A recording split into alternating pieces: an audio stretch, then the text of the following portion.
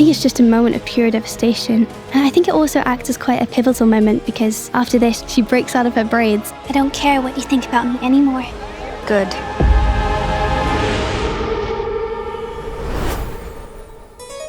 Hello, I am Caitlin Riley, and welcome to the Wednesday Season 2 official WOCast. It has been a wild season so far. Grab your Venetian masks and your Outcast black tie attire. This ride is about to get real. We've got Evie Templeton joining us to chat about playing Wednesday's stalker/sidekick, Agnes DeMille. Costume designer Colleen Atwood is coming to talk us through all the looks from the Nevermore Gala and much more. Plus, Steve Buscemi is joining us to spill all the tea on Principal Dort.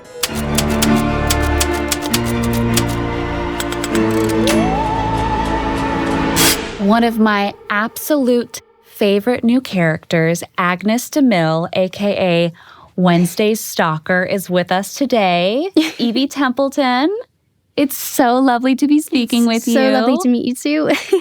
Now, Agnes is a very particular character, a little unhinged, a little out there. Very unhinged, yeah. Very much so. So, what was your inspiration with this character? What was your process becoming Agnes? I sort of started like building a mood board, and that kind of included like a lot of like gothic imagery just to kind of get me into like the whole world of Nevermore and the Tim Burton kind of world.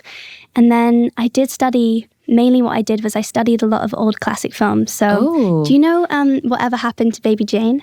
Oh my gosh. I know. Of course I Flawless. So I studied that. I loved the obsessive nature of the character, and that was something that I could really take on board with Agnes. Yes.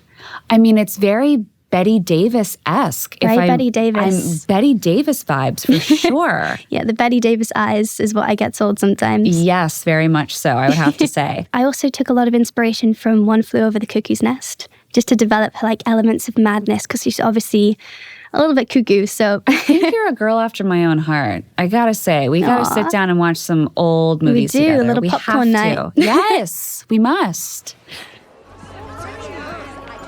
Can I get your autograph? I only signed my name in blood. I would expect nothing less. I never said it was my own blood. You are done here. Shoo. That was disturbing. Well, you better get used to it. I wanted to know about the audition process. Yes. Tell me everything from beginning to end. Was it a self-tape audition? Was it over Zoom? Was it in person? Was there a chemistry read? What was the process like? So it all started with a self-tape, and that was the initial round. And it was actually a little bit weird because I kind of guessed what it was, but I wasn't told directly because it was all under code names. Okay. So that was obviously interesting, but... And what was the scene that you had? Was it a fake scene? No, it wasn't a fake scene. It was my first scene was the Don't Bother Pup scene with Enid and Wednesday. Oh. And my second one was, it's actually one of my favorite scenes, the bikini scene, where I pull out my bikini and we talk about Enid dying and like her funeral. That was my other scene. Amazing. I felt like I had an instant connection to the character. So yeah, it kind of felt like it was meant to be, which was really lovely. And then after that, I went into like Zoom recalls. And then my final audition was a chemistry read with Jenna and Emma, which was crazy. Did you love it? Were you nervous? Yeah, I mean, very, very fun, very, very scary. I did have to have a little lie down afterwards, but... A little lie down? Yeah. I would have to as well, to be honest. I need to lie down after this. I need to lie down all the time. All the time, every day. Every day. Principal Weems, I need a respite from your incessant interruptions. Are you feeling okay? I read that comas can have long-lasting effect on brain function. What are you doing here, Agnes? I snuck into the hospital every day. I got your hourly get well cards. I just wanted to make sure that you knew how worried I was about you. I also may have rebraided your hair and tried on your clothes when the nurses weren't looking. One more thing. Do you know what the Nightshades are up to?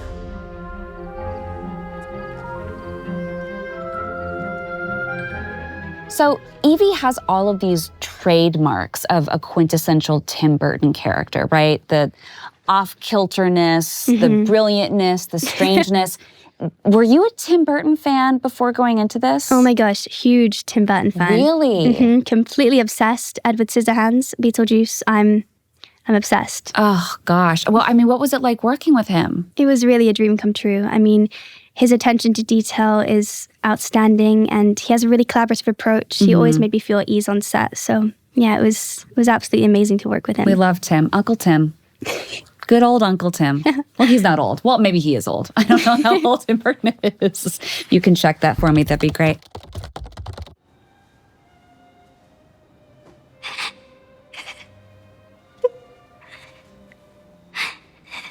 Agnes? I can't even get peace and solitude in a crime scene. What happened to you? Wednesday dropped an Adams bomb on me. Congrats. You win. I thought I was everything she wanted in a best friend. Sarcastic, sardonic, with the same dark neo-goth aesthetic, a task-oriented clue hound, willing to risk life and limb in a relentless pursuit of solving the case. But it turns out, I was dead wrong. Now, on screen, Agnes is Wednesday's biggest fan. Well, I mean, stalker. She's Wednesday's She definitely stalker. is a stalker. I think Tim actually describes her as stalker, but vulnerable. I love that. There was a weird emotional vulnerability with Agnes that I appreciate as someone who is an Aquarius moon. But what about you? Are there things in Agnes that you identify with? Yeah, 100%. I definitely do. I think that feeling of not being sure who you are as a person and sort of feeling the need to conform and be like everybody else when really, I think the important message in this episode is that it's okay to stand out and it's okay to be yourself, and being yourself is the best version of yourself that you can be. Right. It's okay to stand in your individuality. 100%. Exactly. Embrace it. Yeah. You called it perfectly. What'd you say? Exactly what you predicted. Bianca confessed she's being blackmailed by Dort and some guy named Gideon. Then she siren-song me into forgetting. We really do make a great team, don't we? Show yourself, Agnes. Now that your premonition changed and Enid isn't dying, I knew I had to step up my game to become your best friend. By raiding my closet? I did this for you. I wanted to show you how much you mean to me. You failed. So there's a big moment between Wednesday and Agnes. Agnes has done everything to be exactly like Wednesday in the hopes of becoming her best friend. And she tries to help her, but then Wednesday pointedly tells her that she's failed. What do you think that means to Agnes? I think it's just a moment of pure devastation. All of her efforts have really led to nothing, and she's tried so hard and put so much into this that, yeah, it's really just a moment of pure heartbreak. To be told by her idol that she's failed and that she's not good enough is really heart-wrenching for her. And I think it also acts as quite a pivotal moment because after this, she sort of embraces her own individuality and she breaks out of her braids, so to say. So One Wednesday Addams is more than enough for this world. If you're tired of being invisible, stop hiding in other people's personalities. Be your own psycho, Agnes. Trust me, you'll be good at it.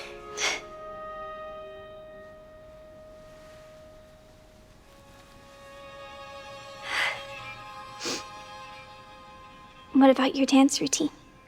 Well, that group chat is blowing up with the Bruno news, and I really don't feel like being a lone wolf out there, so I'll dance with you. you don't even know my choreography. Unless you've been stalking my rehearsals. Agnes starts off loathing Enid, wanting to 100%. take her place, wanting to be Wednesday's best friend. But they reach kind of an understanding yeah, with definitely each a other. truce is reached. Yeah, a truce and understanding through the season. What do you think these two have in common with each other? Well, I think they have a lot in common. They both admire Wednesday so much, and I think they can both also recognize that beneath Wednesday's stern, stony exterior that she has a lot of compassion inside, and she's a very loyal friend. I think it's in the moment where she's obviously in her beautiful green dress and she's got her new hairstyle that she sort of realizes that the be your own psycho advice has really impacted her in the best way possible. And I think that's a really important message, especially for my generation, to not feel like you have to conform and to understand that you can break out of the mold and to be yourself and not to feel pressured into being what everyone else thinks you should be. I mean, Emma is the sweetest girl. She's so nice. And we have a lot in common, which was great. What do you have in common? We both dance. You both, well, of course you both dance. Of course we do. But did you do trained dancing classes? Yeah, we did, because obviously we're working with Corey, who's our wonderful choreographer. And yeah, so we did some sessions, but like we started about a week before we shot that scene, just a couple of days building stuff. Wow. But yeah, I mean, that was something that kind of connected us from the beginning. I remember one of my first scenes that I shot with Emma was in the clock tower. It's the one where I like do my little curtsy and introduce myself. And we did like a little ballet bar in between takes on one of the railings, which was funny. Now, where do you see Agnes going? What if she has a future in season 3? What do you want for her? I really want to see their trio dynamic. I'd like to see how that progresses, like the Three Musketeers. Well, I was going to say the Powerpuff Girls. Yes, Very much so. 100%. I think that they should all fight crime together. I agree. I think that would be chef's kiss. Perfect. They should take over and Evermore. Well, Evie, it was so lovely speaking with you. It was so lovely to speak with you. you. It was an absolute dream. I think you were so brilliantly talented. Thank you so can't much. wait to see what you do next. And Agnes is my favorite character. Sorry, guys. I said it. She wins. Only you would leave psychic scar tissue in a body swap. Nice try telling me to stay invisible. Shh. Save your apologies. I'm not even a little bit sorry. And you know what? You should be grateful that we came to rescue you when there's a premonition that I'd die. And yet it never comes to pass. Worst premonition ever. Thing, can you grab me a copy of the script for season 2, episode 8, so I can read it? Oh, thank you so much. Alan Miles said that I would be in the show, so I just wanted to get to memorizing my lines. Okay, where am I? I'm not in the script at all. Thing, did Alan Miles call you? Did they call, leave word? No? Maybe next season I'll be in the show. Every door closed leads to an open window. I am now joined by the queen of costuming herself, a frequent collaborator of Tim Burton, and a multi-Oscar winner. Everyone please welcome Colleen Atwood. Thank you for being here today. Thank you for having me. Of course. Now, I wanted to talk to you about the Venetian gowns in episode 7. What does Tim talk to you about when approaching something like that? What was that process? Were you inspired or influenced by anything? What did you pull from? Because those costumes are absolutely incredible. Well, what we really wanted to do on it, we didn't want to do a Venetian ball per se. You know, Tim was very into the color of it and the sort of dynamics of the different colors in the room, where your typical Venetian ball that you do is very pastel-y, 18th century. And we sort of did a combination of dark and color. We really wanted color in it. That was our starting point with it. And then we also didn't want it to look like everybody went to a rental house and rented a period dress. Right, exactly. So we did our own spin on the 18th century sort of Venetian ball vibe. We rented stuff from Torelli in Rome and from Angels in London and Cosprop in London. And then we took those pieces of that and combined it with our own creations on the crowd, and then on the principals. We made our own clothes, which was really fun for each and every one of them. Wow, that's amazing. Ah, what a Sarah Adams family. Your mother has already made herself the belle of the ball. I'm firing the board and reinstating corporal punishment. Yes, lots to discuss later. All right, there you go. Excuse me. Where's Wednesday? We're barely on speaking terms at the moment. Well, now you know what it feels like, Morticia, to be despised by a child to whom you've given everything. I guess we have that in common. There's Wednesday. Look at us. One big, unhappy family. Every outfit is a feast, but I wanted to touch on some of the key characters' looks. So I want everything. I want the inspiration. I want the breakdown. For example, Wednesday's in black, but of course she has that black eye veil that almost looks a bit more like Marie Antoinette. Well, I wanted Wednesday's costume at the ball to be obviously standalone. Right. But the idea of it was a masked ball. Mm-hmm. But because we think of Wednesday as someone who steps outside the parameters of what anyone else would think a masked ball is, we just did the sheer eye mask on her, along with her costume is really thin silk bobinette and layers of it, so you can really see through it. It's got black underneath for the bits, but we really wanted it to be almost like a vision when she walked in. It was so beautiful on camera, and I thought that the detail of the veil was just perfect for her character and perfect for the ball. Enid's dress, the opalescent flowers, the corset. I mean, that was amazing. How did you do that? Why did you do that?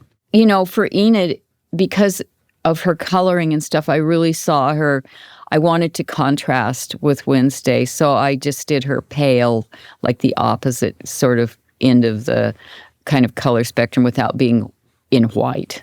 Right. And then the flowers and the little embellishments on the costume were sort of her colors, but sort of a little bit like watered down, a little more subtle than the sort of Japanese influenced colors of her costume. Right. So that was sort of where I went with Enid and her look for the ball. She also had to dance in her costume, right, which made its construction and its concept, really important from the beginning. Knowing that someone has to dance in something changes how you construct it and how you build it, as opposed to someone that's just walking through a room.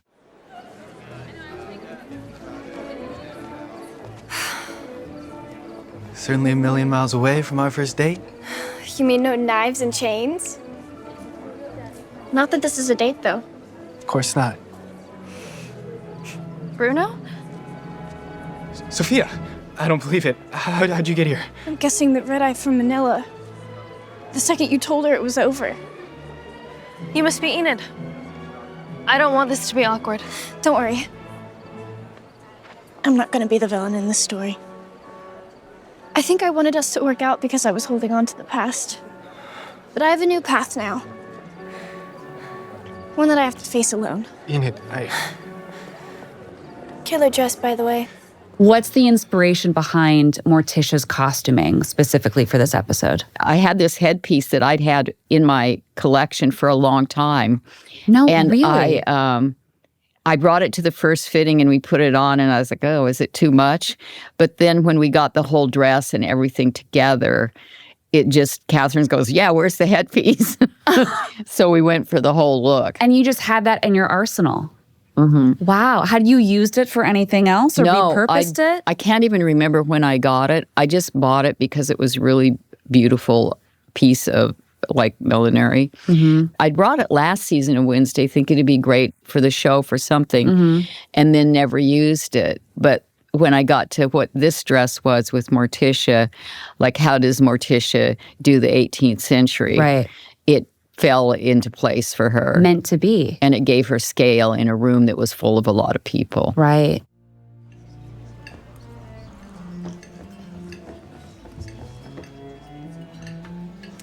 Morticia, it's probably best you didn't follow me into the family business.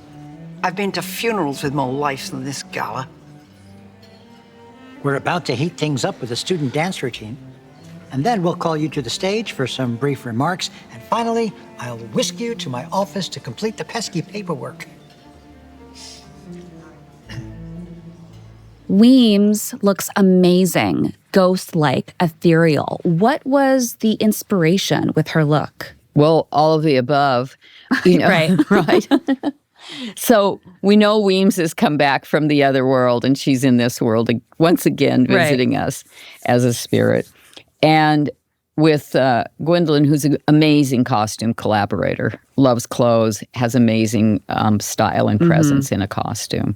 So we wanted to keep her as Weems, but with a sort of paleness and kind of quietude that that sort of kept her a little bit separated from the rest of them. Right. You know, of course, for her ball costume was a blast because it was so huge. It was so gigantic and over the top. We used all transparent materials that you could see through layered over each other to give it sort of that quality in the light. And her other costumes all had a sheen to the surface. So instead of being matte on camera, they kind of give a little glow in the light, really? which was part of what we did with her. That's fascinating because I sort of noticed like, wow, she's lit differently. She's but it lit was differently also the because- costume. Yeah, the costume lit itself, which Wow. sometimes you have to do in this world. Yeah. Were there any pieces particularly fun or challenging to source or build? I know that we've touched on a few, but is there one that stands out to you? I think Morticia's like figuring out in a design sense, in a character sense, how Morticia still had Morticia's shape, right? Which is the opposite of the 18th century. Mm-hmm. And then creating the exoskeleton to give her that shape was really an interesting process and one that kind of gave me a lot of trepidation until it was done. I think the other costume that I really had fun with for that kind of came together in a strange way was Steve Buscemi's costume for the ball. Oh, yes. Because it was, I saw a piece in Italy from the original movie Casanova, the Donald Sutherland one, that was similar to that in the way, the treatment of the material. And so I collaborated with Torelli in Rome in figuring out how to, because it was, maybe 30, 40 years old, the costume I saw, how to find that, how to make it work, because whatever it was made out of doesn't exist anymore. So it's always fun when you, in a way, take something and try to recreate the feeling of it, but with new materials. And they worked very hard on it. And I think they did a great job. It's wonderful. It's a really fun men's costume. Well, thank you so much for joining me, Colleen. This was a delight and a feast. Thank you for talking with me. Thank you for having me. It started when I ordered Bianca Barclay to siren Morticia Addams into asking her mother for a large donation. And when that didn't work, I held Bianca's mother hostage to force her to siren Hester Frump to donate her fortune. Ladies and gentlemen, please welcome Mr. Steve Buscemi. Steve, how are you? I'm good, Caitlin. How are you? I'm fantastic. Now, can you talk us through how you got involved in this series? I mean, I had worked with Tim Burton many years ago on Big Fish. So I don't know who thought of me for this character, but I was very happy to get the call and to know that I'd be working with Tim. And I was a big fan of the first season of Wednesday. And so, yeah, when I got the call, I was very happy and excited. Also, I promised my morning song stooge Gideon that I would split the money, but I'm not big into sharing. So now he's a pile of ash in my fireplace, and I'm keeping all the cash.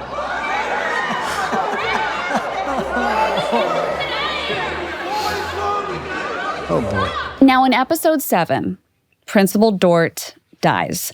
What did you make of his death when you first read it in the script? I mean, it was not surprising because I knew that he was probably headed that way, especially once, people discovered what he was really up to and just his nature.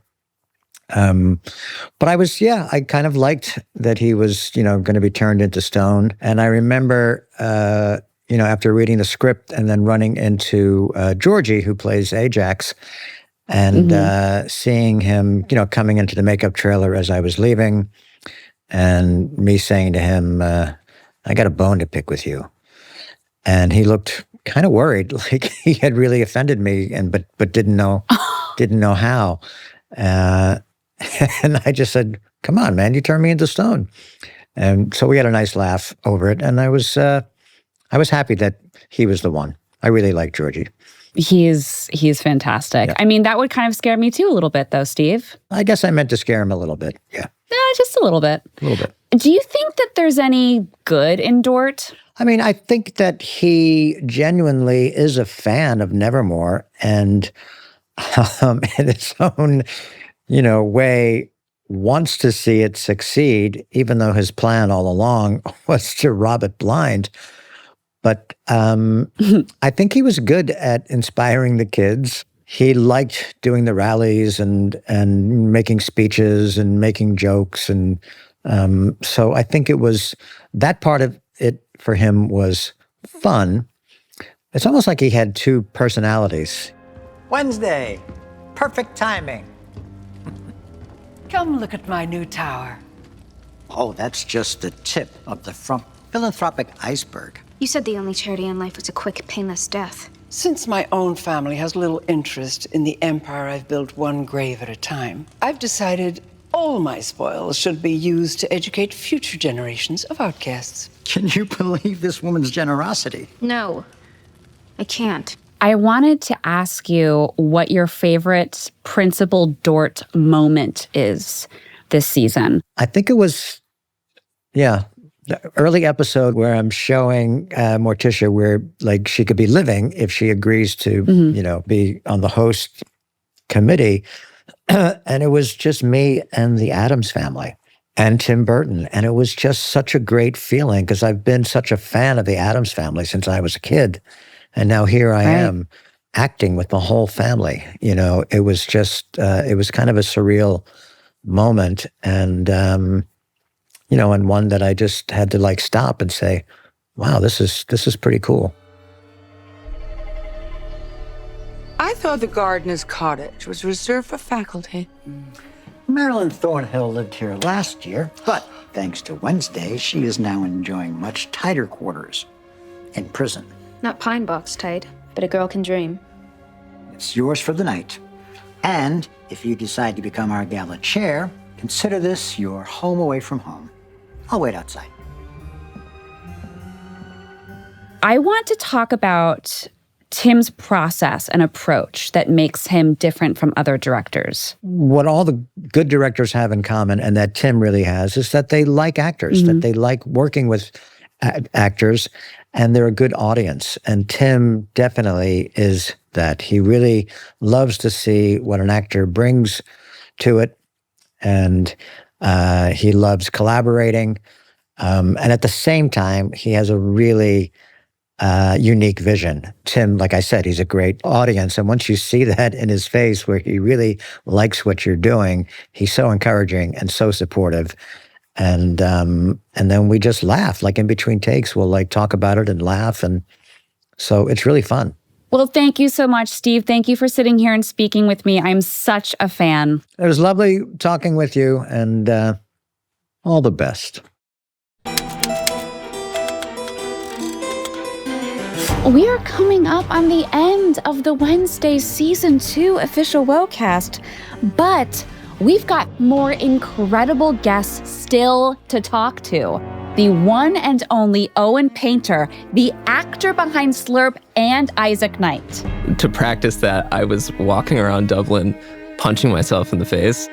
We will hear from Morticia herself, Catherine Zeta-Jones. So it's a very strange dynamic, which somehow it finds its way in Wednesday and my mother pitting against me. And the dark queen of it all, Jenna Ortega, is back. I love whenever the entire family can get together. So I think it was just, everything about it was very satisfying. That's what's coming up on the next and final episode of the Wednesday Season 2 official WOCast. I'm Caitlin Riley. I'll catch you next time, my little death traps.